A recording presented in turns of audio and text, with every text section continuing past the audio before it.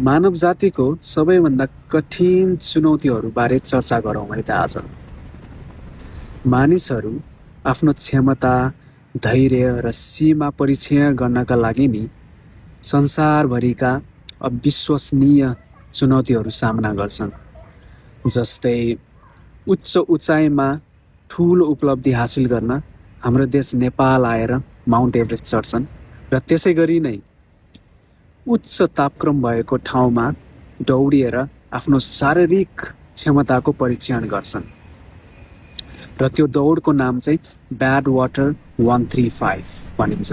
त्यसलाई bad water ultra marathon पनि भनिन्छ र यो दौड चाहिँ अमेरिकाको डेथ भ्यालीमा रहेको एउटा ठुलो विशाल मरुभूमिमा हुन्छ, जहाँ 50 डिग्री सेल्सियस भन्दा माथि तापक्रम पुग्छ र त्यहाँ मानिसहरू लगभग 200 किलोमिटर भन्दा बढी दौडेर आफ्नो शारीरिक क्षमताको परीक्षण गर्छन्।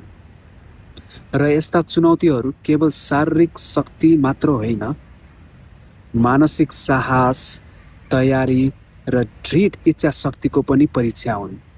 त्यसैले यस्ता चुनौतीहरूलाई मानव जातिको उपलब्धिहरूमध्ये एक मानिन्छ। Cheers.